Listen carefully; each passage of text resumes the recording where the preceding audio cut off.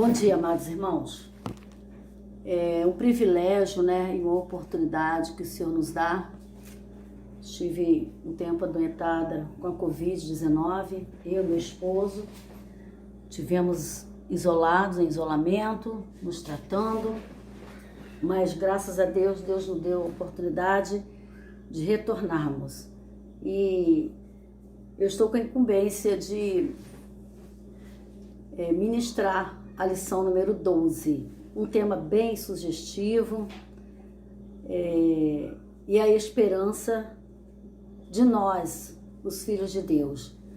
E o autor da lição, ele não pergunta, ele afirma: há vida após a vida.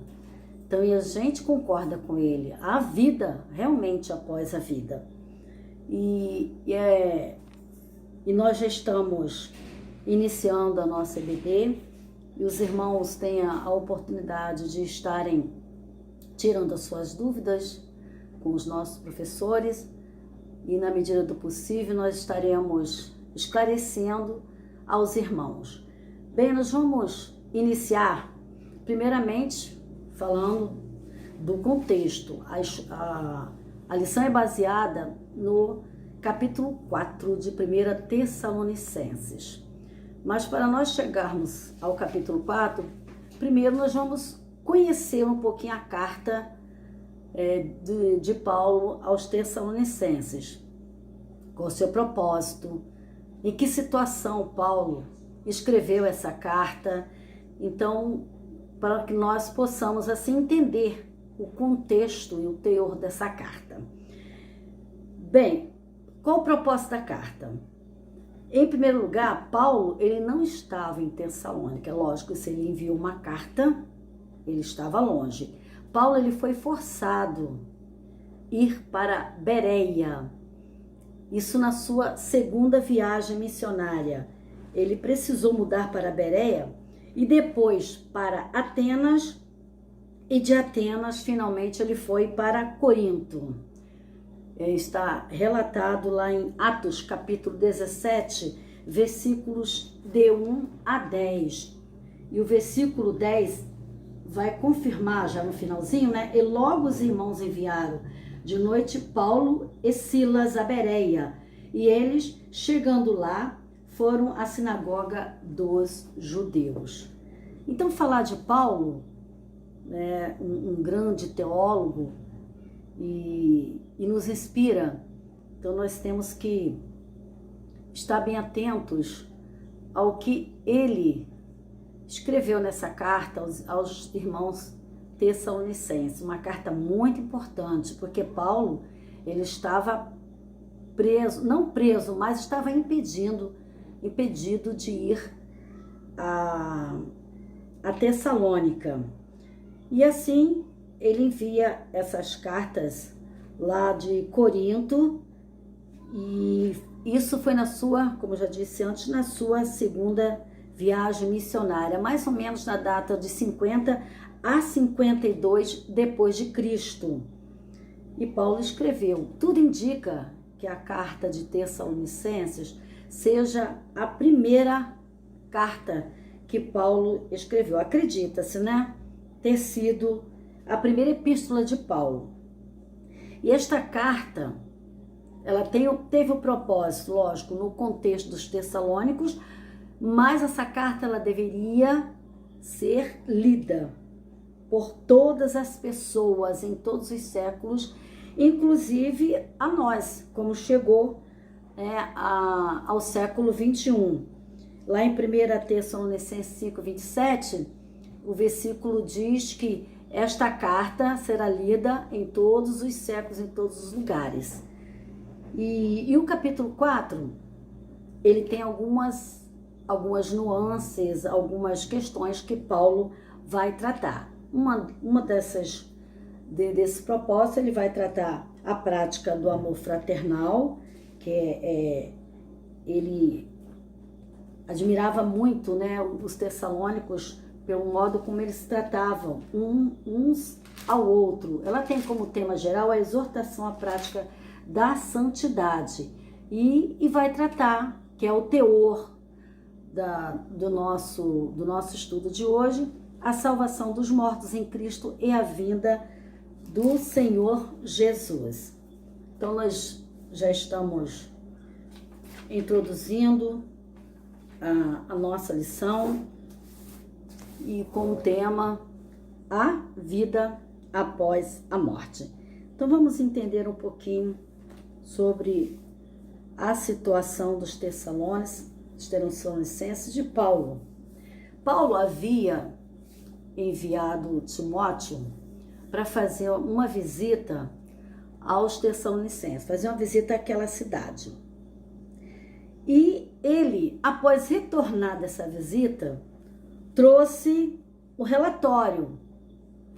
Ele visitou as igrejas, visitou os irmãos, trouxe o relatório de como os irmãos se encontravam, os novos convertidos, novos crentes se encontravam acerca de alguns assuntos, acerca da própria fé, da doutrina.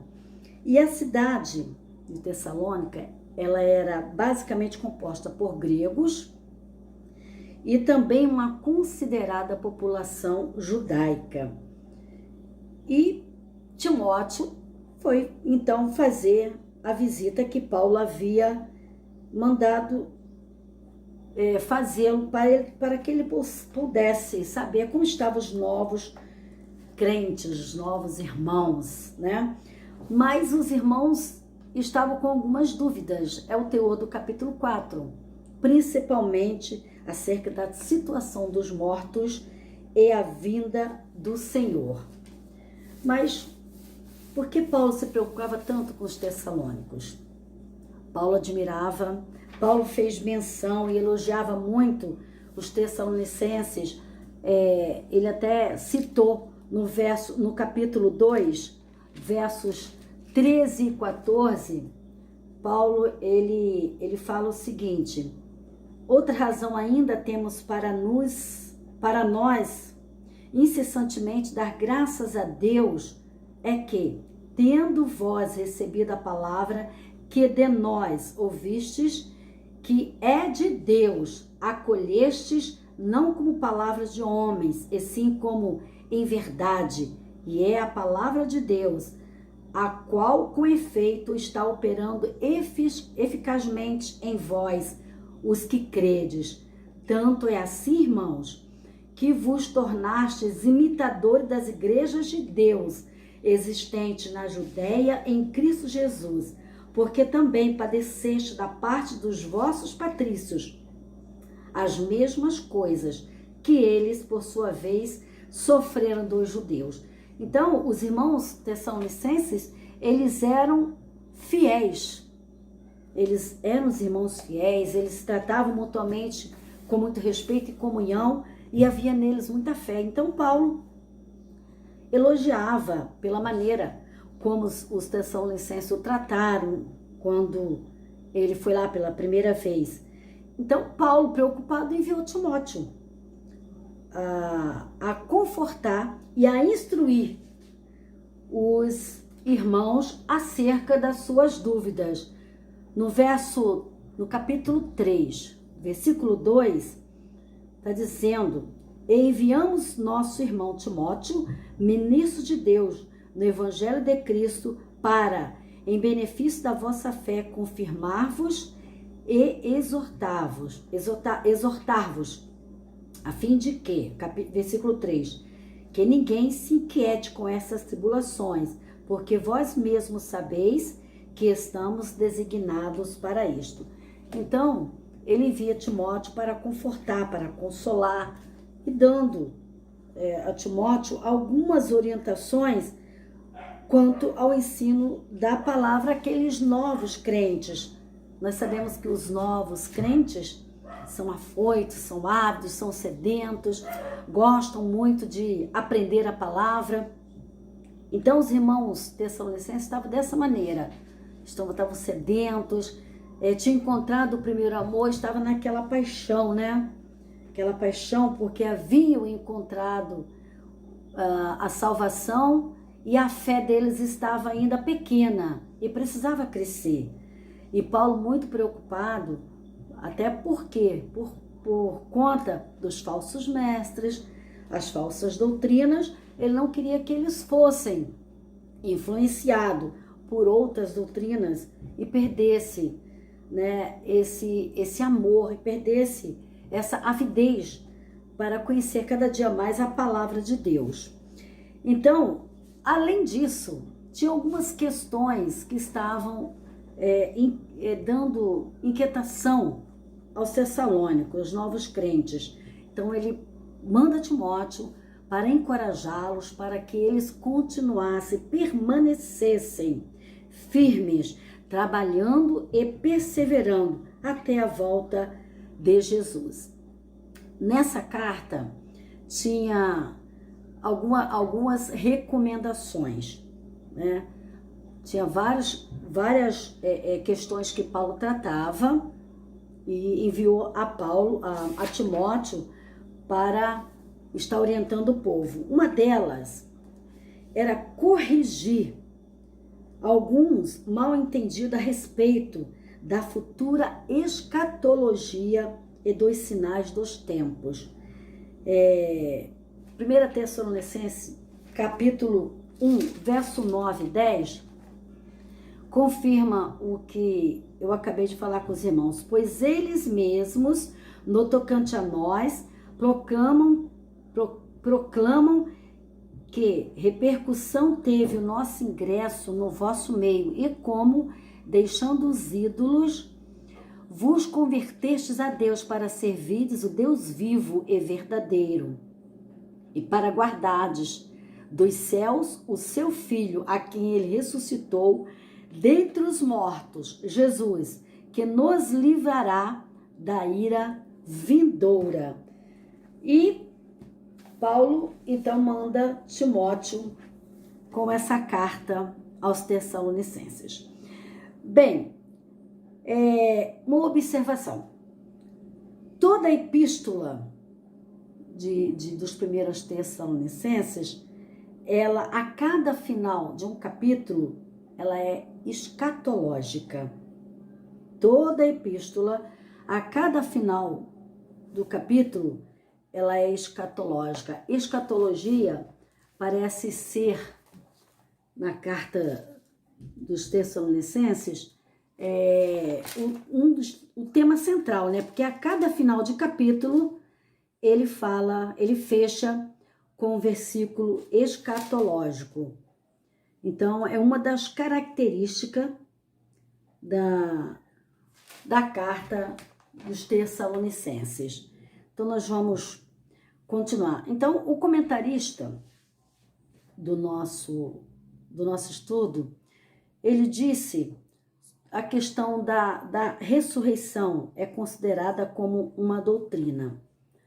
Realmente, a ressurreição é considerada como uma doutrina, é a grande esperança cristã. Ela é a nossa esperança. No capítulo 17 de Atos, versículo 18 a 23, eu gostaria de estar lendo com os irmãos. Os irmãos, se puderem acompanhar nas suas Bíblias, diz assim: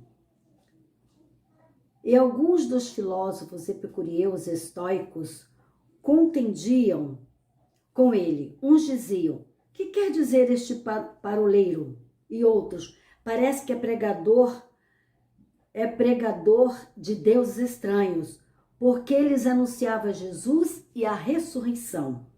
E, tomando-o, levaram ao Areópago, dizendo: poderemos nós saber que nova doutrina é essa de que falas? Pois coisas estranhas nos trazes aos ouvidos. Queremos, pois, saber o que vem a ser isso. Pois todos os atenienses e estrangeiros residentes de nenhuma outra coisa se ocupavam, senão de dizer e ouvir alguma novidade. E, estando Paulo no meio do Areópago, disse: varões atenienses, em tudo vos vejo um tanto supersticiosos, porque passando eu e vendo os vossos santuários, achei também um altar em que estava escrito: ao Deus desconhecido. Esse, pois, que vós honrais, não o conhecendo, é o que eu vos anuncio. Eu creio que alguns dos irmãos conhecem esse texto, né? E Paulo apresenta o Deus verdadeiro, e nos versículos seguintes, Paulo vai falar dos atributos, dos atos, da pessoa do nosso Deus Criador, o Deus sustentador, o Deus Salvador, mas nós vamos ficar até o versículo 23. Então, ele vai falar, e eles vão ouvir sobre esse Deus desconhecido, mais propriamente sobre a ressurreição, porque Paulo foi pregar ali e falou sobre a ressurreição, e eles gostavam de ouvir novidades. E a ressurreição é o suporte da fé cristã. Então, nós já entramos no primeiro ponto, né? A ressurreição como suporte da fé cristã. Mas por que devemos crer na ressurreição? Então, nós vamos ao livro de Romanos, capítulo 10, versículos 9 e 10. Por que nós devemos crer na ressurreição? E ela é o suporte da fé cristã. Olha o que Paulo vai dizer aos romanos. A saber, se com a tua boca confessares ao Senhor Jesus e em teu coração creres que Deus o ressuscitou dos mortos, sereis salvo. Visto que com o coração se crê para a justiça e com a boca se faz confissão para a salvação.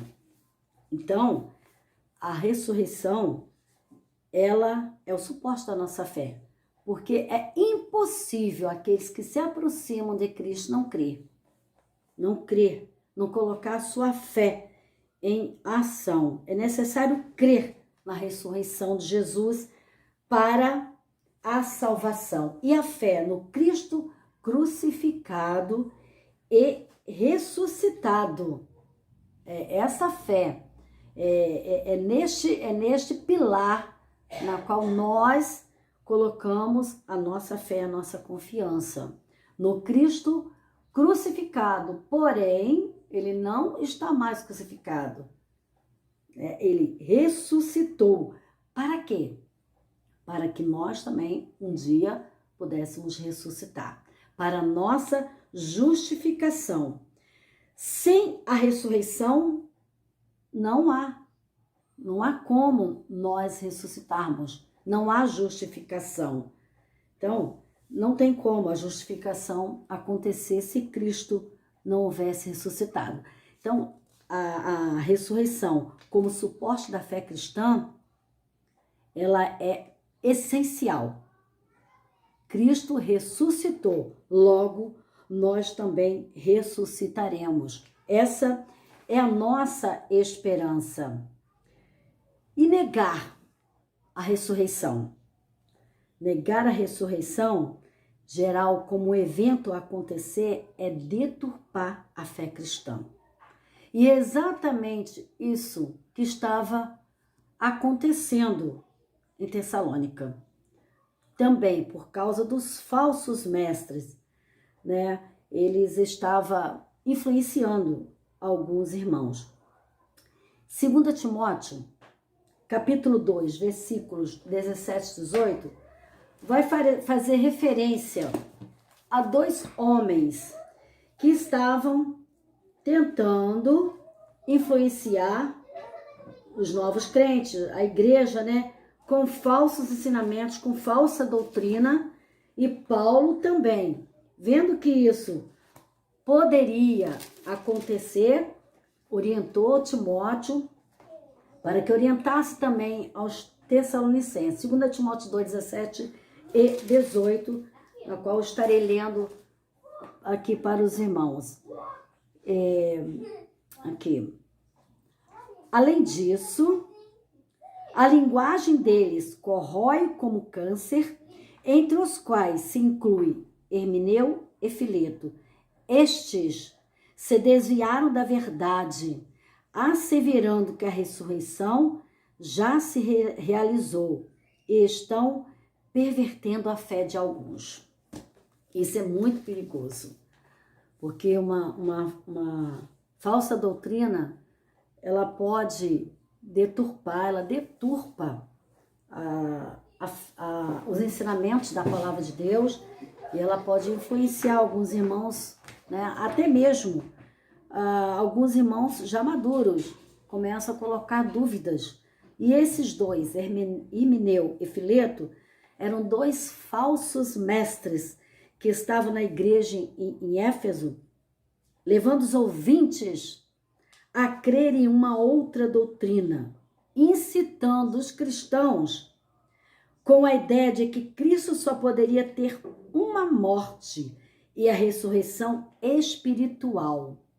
Essa doutrina, ela é muito perigosa, especialmente porque poderia induzir a negação da ressurreição física de Cristo. Então, por isso, irmãos, é essencial nós conhecermos a palavra. É essencial estudar a Bíblia. É essencial você separar um tempo, às vezes em casa, ou então ir para a escola dominical, para você se preparar, para você tomar conhecimento. Temos que prosseguir em conhecer as Escrituras para combater os falsos mestres deste século e suas heresias, como o irmão Rogério ministrou no estudo de Resistindo às Heresias. Então, devemos resistir às heresias, porque qualquer texto, eles pegam qualquer texto e sem contexto, e ali eles criam uma heresia. E se nós não tivermos conhecimento, não tivermos base bíblica, vamos acreditar. Haja vista que nos dias atuais, século 21, nós perdemos muitos irmãos para algumas seitas heréticas. E isso nós mesmos vemos e ouvimos de vários irmãos que se apostaram daquilo que eles já conheciam, né, desde a sua infância, e de repente vai para uma seita. Por quê? Não buscaram conhecimento. Estão na igreja, só estão de corpo presente. É igual missa de sétimo dia. Estão ali, mas a mente está em outro lugar. Então é necessário que nós prossigamos, como diz a palavra, prossigamos em conhecer Jesus. Então nós temos que prosseguir em conhecer a palavra de Deus. Não é só abrir a Bíblia um dia sim, um dia não, ou só os domingos. É ter aquela regularidade de horário, ter uma disciplina de sentar, ler a palavra, meditar, para que nós possamos ter a Bíblia gravada na nossa mente, para podermos estar prontos para responder com fé e temor a razão da esperança que é em nós. Lá na carta de 1 Pedro 3,15, ele fala sobre isso. Mas é necessário buscarmos o conhecimento da palavra para que nós não possamos nos perder, né, irmãos? Então, e nesse conhecer a Jesus, nós também parecermos com ele, porque nós somos cristãos, nós somos representantes de Cristo, nós somos pequenos Cristo, é isso que a palavra cristão quer dizer. Tem uma frase atribuída a Dalai Lama, né, um homem muito inteligente, né, um guru, se não me engano, indiano. Ele diz assim: eu gosto do cristianismo, só não gosto dos cristãos, porque eles não se parecem nada com Jesus. Então, irmãos, nós temos que parecer com Jesus. Para parecer com Jesus, nós temos que conhecê-lo. E como eu vou conhecer Jesus se eu não vou à casa dele, se eu não busco a ele, se eu não pego o livro sagrado, a Bíblia, que fala, que confirma, que testifica dele, para eu aprender sobre ele. E aí eu sou presa fácil, né? Aos falsos mestres. E eu não vou, assim, realmente parecer com Jesus. A frase de Dalai Lama tem todo sentido, né? Tem todo sentido. Então, com quem você se parece? Procure parecer com Cristo. Mas para você parecer com ele, você precisa conhecê-lo. Não conheça Jesus só de longe. Tenha intimidade com ele. O outro ponto que a dúvida dos tessalônicos é como será o advento da volta de Jesus, como que isso acontecerá, o que acontecerá com os nossos corpos. Eles estavam achando que Jesus iria voltar naquele tempo. Olha quanto tempo já se passou, né? 2000 anos, mais de 2000 anos, e nós estamos já no século 21 e Jesus ainda não voltou. Ele está às portas, né? Ele vai voltar, está às portas. A natureza, todos os sinais já estão indicando. E os tessalônicos estavam já naquela época, já preocupados de como seria isso, como aconteceria a volta de Jesus. Então tem 3 pontos que é importante na volta de Jesus. Como será esse evento? A volta de Cristo, ela será acompanhada pelo som da trombeta, a ressurreição dos mortos e a transformação dos vivos. Então, será notório, público, não tem nada de secreto, né? Todos os olhos verão. Então, não tem nada aí que os olhos humanos não acompanharão. Vamos continuar. E como acontecerá isso? Então, achavam que ele estava às portas.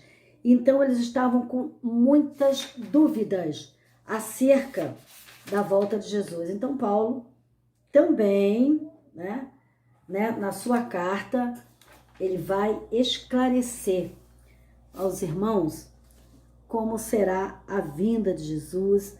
E exatamente no capítulo 4 de 1 Tessalonicenses, versículos 16 e 17, que é a base do nosso estudo, que Paulo vai então orientar aos tessalônicos sobre a situação dos mortos em Cristo e a vinda do Senhor. Pois, se cremos que Jesus morreu e ressuscitou, assim também Deus, mediante Jesus, trará em sua companhia os que dormem. Ora, ainda vos declaramos, verso 15, por palavra do Senhor isto, nós, os vivos, os que ficarmos até a vinda do Senhor, de modo algum precederemos os que dormem. Porquanto o Senhor mesmo, aí vem aqueles tópicos que eu falei, dada o som, porquanto o Senhor mesmo, dada a sua palavra de ordem, ouvida a voz do arcanjo e ressoada a trombeta de Deus, descerá dos céus e os mortos em Cristo ressuscitarão primeiro. Depois nós, os vivos, que ficarmos, seremos arrebatados juntamente com eles, entre nuvens, para o encontro do Senhor nos ares, e assim estaremos para sempre com o Senhor. Então, não tem nada de secreto, né? Todo o olho verá. Então, precisamos nos preparar. E eles estavam com essa dúvida.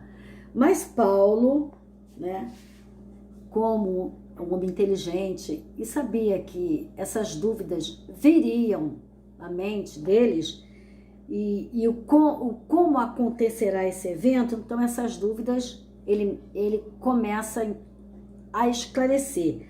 Como serão nossos corpos? E que tipo de glorificação é esta? Então, Paulo, ele vai dar essa resposta, ele mesmo vai responder estas dúvidas. Porque em 1 Coríntios 15, 35, essa dúvida surge. Então, Paulo, como um ótimo instrutor e um homem muito ligado à fé cristã e defensor da fé cristã, ele vai dar essa resposta, sanando assim essas dúvidas. 1 Coríntios 15, onde surge essa dúvida de alguns irmãos. 35. Tá assim relatado. 1 Coríntios 15, 35. Mas alguém dirá: como ressuscitarão os mortos? E com que corpo virão? Olha a dúvida deles. Então, Paulo dá a resposta.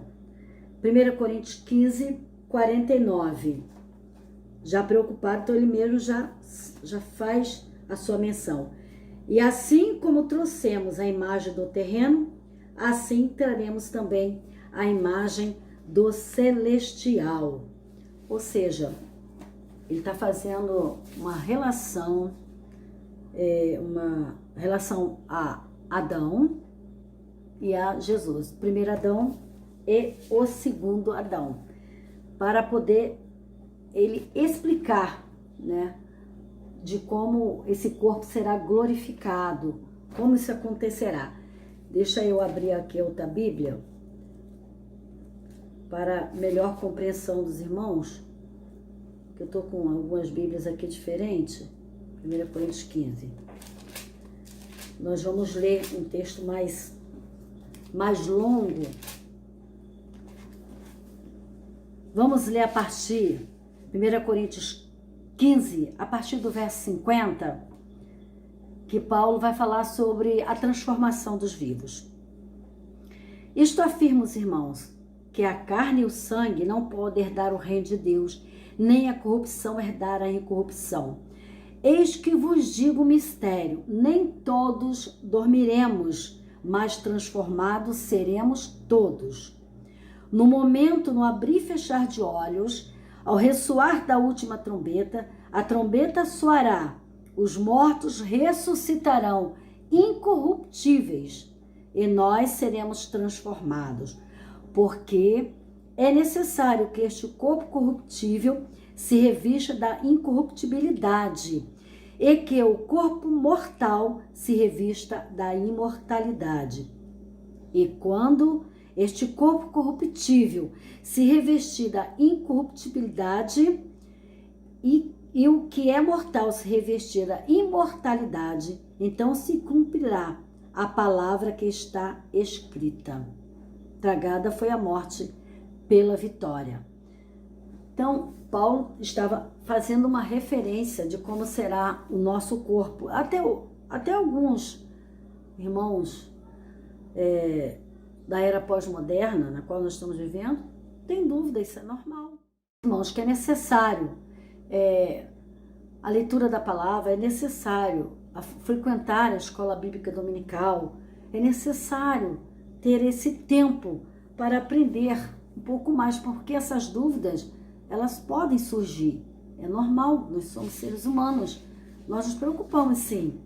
Afinal, a morte, ela é a coisa mais certa, né? A morte, nós todos passaremos por ela, a não ser que ficarmos vivos e na volta de Jesus nós fomos transformados. Mas vamos voltar aqui ao teor aqui da nossa lição. Então, a questão da volta de Jesus, de como será essa glorificação, de como os nossos corpos será, eles estavam fazendo uma referência ao primeiro Adão, o corpo físico, e ao segundo Adão, Cristo, que é o corpo espiritual. No momento em que Deus forma o homem do barro com as suas próprias mãos, enquanto o barro estava ali só pó, não tinha vida. Aí Deus sopra nas narinas do homem o fôlego da vida. Imediatamente o Espírito de Deus passa para o homem e o homem se torna uma alma vivente. Então, para se ter uma alma, é necessário o corpo e o espírito, aí torna uma alma vivente. E foi isso que aconteceu. O homem se tornou uma alma vivente, porque o espírito que Deus deu ao homem entrou e ele automaticamente transformou-se pelo poder, né, do nosso Deus, transformou aquele boneco em um homem, uma alma. E essa a referência que ele vai fazer sobre o corpo físico e o corpo espiritual que na volta de Jesus ele vai trazer o Espírito, e o Espírito, logicamente, vai habitar de novo o corpo, não o mesmo corpo que morreu, mas um outro corpo, né? Um corpo glorificado, um corpo incorruptível, um corpo purificado, um corpo santo. Então, a morte de Adão, ele foi, quando Adão morreu, Adão foi para a terra, né?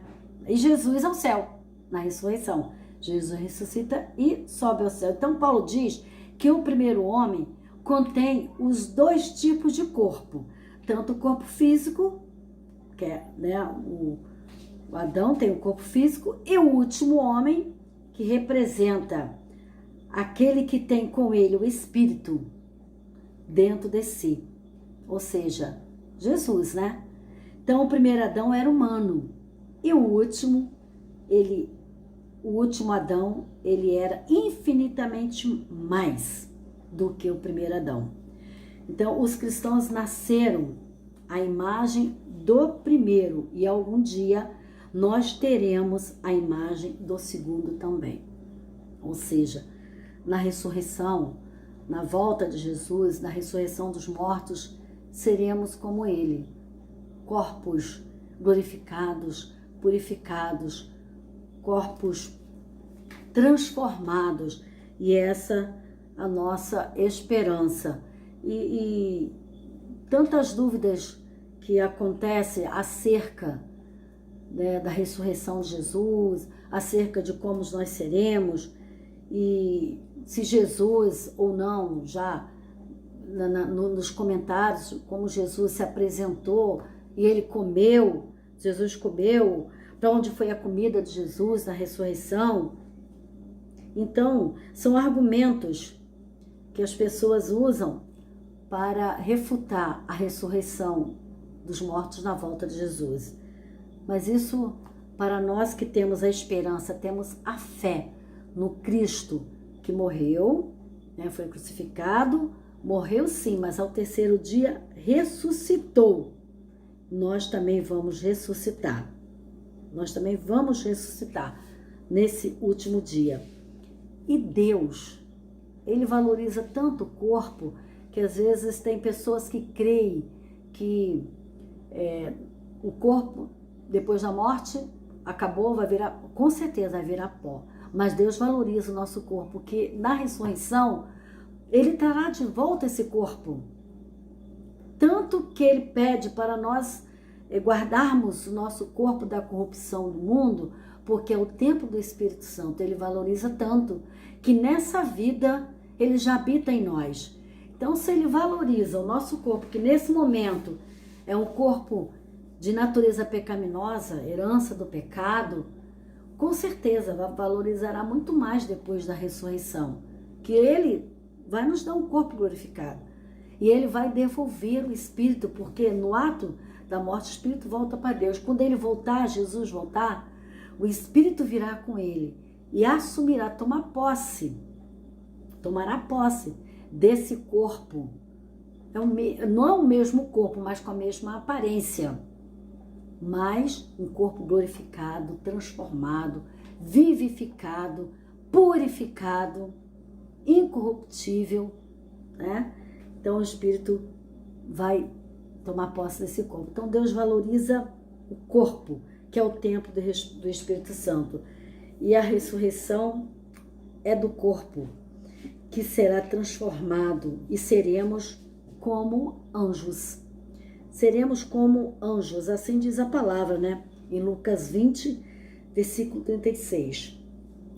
E também 1 Tessalonicenses 4, 17, faz referência também de como será o nosso corpo. Os irmãos podem acompanhar nas suas Bíblias, né? Tirando as dúvidas, porque a gente não vai para a sala de aula sem levar o nosso livro didático, né? Sem levar um caderno, sem levar uma caneta. Na escola dominical, da mesma forma. Estamos aprendendo e precisamos gravar isso, né? Escrever, gravar, para nós depois sentarmos e digerirmos aquilo que aprendemos. Olha só, depois nós, os vivos, os que ficarmos, seremos arrebatados juntamente com eles entre as nuvens para o encontro do Senhor nos ares, e assim estaremos para sempre com o Senhor. Essa é a nossa esperança, esperança do cristão. Por quê? Em Hebreus diz que 9:27, assim como os homens está ordenado morrer uma só vez, vindo depois o juízo. Então, irmãos, não tem como, a partir da morte, no ato da morte, quando acontece a separação do corpo e do espírito, não tem mais meio termo. Não tem mais meio termo. O espírito volta para Deus e o corpo ao pó. No último dia, que é a questão que nós estamos aqui estudando, esse corpo retornará, né? E o espírito também retornará junto com Jesus. E assim nós estaremos com ele para todo sempre. Ao morrer, o corpo é separado, o espírito é separado do espírito, o corpo volta ao pó e o espírito volta para Deus que o deu. Na ressurreição, por ocasião da volta de Cristo, os mortos ressuscitarão com a mesma aparência, como eu já disse anterior, física, e o espírito retorna na volta de Jesus e toma posse do corpo já purificado, já glorificado pelo sangue de Jesus, justificado, né? E assim nós estaremos com ele para todo sempre, como anjos, livre do corpo anterior, corpo que degenera, um corpo que sofre, um corpo doente, um corpo vulnerável, que um mínimo vírus consegue matar. Então esse corpo corrompido, esse corpo ficará lá, na terra. O que levantará será um corpo novo, um corpo vivo, um corpo glorificado, um corpo na qual seremos como anjos. E então, os tessalônicos, com essa palavra, eles puderam, assim, né, ter mais fé. Por quê? A fé é o principal ingrediente do cristão. Existe uma disciplina chamada apologética, defesa da fé. Por isso que a fé, ela é o pilar do cristão. Nós temos que ter fé. João vai falar que aquele que se aproxima de Jesus tem que ter fé que ele exista. Tem que crer que ele exista. E a Bíblia fala que se com o teu coração confessar a Cristo e crer que ele ressuscitou, será salvo. Então não tem como se aproximar de Jesus, né? Sem fé. Sem fé é impossível agradar a Deus. A fé, ela é o ingrediente principal para que nós possamos, assim, continuar nessa jornada. Né? Cada um de nós temos, né, um tempo determinado aqui nessa terra. Então nós não podemos viver essa vida como se não existisse uma continuidade. A vida seria muito sem graça, né? Seria muito sem graça. Existe correntes que realmente creem que só se vive uma vez, morreu, acabou. Mas não é assim. Nós que somos estudiosos da Bíblia, observantes da mesma, praticantes da mesma, nós cremos que nós temos uma vida após a vida e nós estamos lutando para continuarmos, né, nessa fé, nessa esperança, sabendo que o Senhor Jesus, falta pouco tempo agora, ele virá nos buscar, nos levará para ele mesmo, que ele disse, né, ele prometeu, e todas as promessas dele se cumprirão. Eu vou preparar lugar e virei e levarei vocês para que vocês estejam comigo aonde eu estiver. Então, esta é a fé do cristão. Então, nós precisamos, em dias difíceis, né, nos confortar, nos consolar uns aos outros com esta palavra de fé que Jesus prometeu. 1 Pedro 1, verso 3, vai dizer assim: Bendito seja o Deus e Pai do nosso Senhor Jesus Cristo, que, segundo a sua grande misericórdia, nos gerou de novo para uma viva esperança pela ressurreição de Jesus Cristo dentre os mortos. Então, se Cristo ressuscitou, nós também ressuscitaremos para uma herança incorruptível, incontaminável e que se não pode murchar, guardada nos céus para nós. Então, essa é a nossa esperança. Precisamos nos confortar, nos consolar uns aos outros com esta palavra, com esta fé em Jesus e cuidarmos para que nenhuma falsa doutrina possa nos contaminar, porque nesse mundo nós temos que influenciar e não queremos concordar com Dalai Lama, né? Que gosta do cristianismo, mas não gosta dos cristãos porque eles não se parecem em nada com Jesus. Irmãos, nós temos que parecer com Jesus. O apóstolo Paulo diz que vivo não eu, mas Cristo vive em mim. Então, se Cristo vive em nós, vive em você, nós temos que parecer com Ele.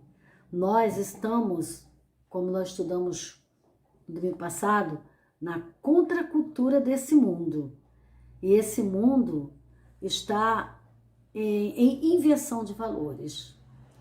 E nós, como representantes de Cristo, como sacerdote, como ministro, como estudantes da palavra, precisamos veementemente falar como os discípulos falaram. Não posso deixar de falar daquilo que tenho visto, daquilo que tenho vivido, daquilo que tenho ouvido da parte do nosso Senhor Jesus. E através da palavra, né, nós que estudamos a palavra, e através dela, que nós conhecemos os atos, os feitos do nosso Senhor Jesus e podemos apresentar esse Jesus ao mundo e parecermos com Ele. Não com um cristianismo barato, um cristianismo fajunto, um cristianismo que arruma jeitinho para aceitar uma ou outra tipo de doutrina dentro da própria doutrina neotestamentária, mas negar veementemente toda falsa doutrina, falso ensino. Nós precisamos influenciar o mundo e não sermos influenciados por eles. Então, que Deus possa suprir as necessidades de cada um, principalmente a espiritual. E como o nosso estudo de hoje, a vida após a vida. E nós estamos indo para lá. E nós nos encontraremos, essa é a nossa certeza. Porque não tem meio termo, não tem purgatório, não existe reencarnação, nada disso. A parábola de rico e Lázaro é bem clara. Morre o rico, vai para o Hades. Morre o mendigo, o pobre, e vai para o seio de Abraão. E como Jesus estava ensinando, o rico vê Lázaro, né, o pobre, o mendigo, que sofreu tanto aqui na terra, desprezado, humilhado, vê ele lá gozando das delícias do paraíso e pede ao pai Abraão que peça para que ele venha refrescá-lo a ponta da língua, que ele estava ardendo em chamas. Então, o pai Abraão, representando Deus, diz que há um abismo. Quem está aí não pode passar para cá e quem está aqui não pode passar para lá. E ele, preocupado mais com a sua consciência, porque impediu que os irmãos, né, pediu que a família ouvisse falar do amor de Deus e que, morrendo os parentes, iria para lá onde ele está. Então a sua consciência, né, pensou, eles vão vir para cá, eles vão começar a me acusar e vai ser pior ainda o tormento, porque o tormento é um tormento da consciência. Então ele pede, manda então anjos para ir lá falar. Não adianta. Os profetas estão lá, ouça os profetas. A mesma coisa está acontecendo no mundo atual. Nós somos profetas de Deus. Nós precisamos, como igreja, levar as boas novas. Custe o que custar, né, irmãos? Custe o que custar. Estamos vivendo dias difíceis. E a volta de Jesus é eminente. E ela se vai culminar com a volta dele, o som da trombeta, né? Como nós acabamos de ler, o som da trombeta, a volta de Jesus, a ressurreição dos mortos e a transformação dos vivos. Então, que nós possamos crer nessa promessa, porque nós estudamos e temos a palavra como prova que tudo passa, mas a palavra de Deus, ela permanece para sempre. Que Deus possa abençoar os irmãos e que essa fé, ela venha cada dia mais crescer. E eu não orei no início, eu vou orar agora, encerrando a nossa EBD. Senhor Deus e Pai, nós somos gratos, ó Pai, por Tua palavra lida, pela Tua ministração aos nossos corações, e queremos Te pedir que Tu sejas com cada aluno, Senhor, cada professor, e que cada dia mais nós tenhamos desejo, Senhor, de conhecer cada dia mais, Senhor, a pessoa do Senhor Jesus, para que nós possamos, Senhor, representá-lo aqui na terra. Ó Deus, abençoe, Senhor, a Tua igreja que está em casa. O templo está fechado, mas a igreja está em casa, reunida, Senhor, espiritualmente, ó Pai, pois é a igreja espiritual. Muito obrigada por esse dia. Eu Te louvo e Te agradeço, em nome de Jesus. Amém. Fique com esta oração, em nome de Jesus.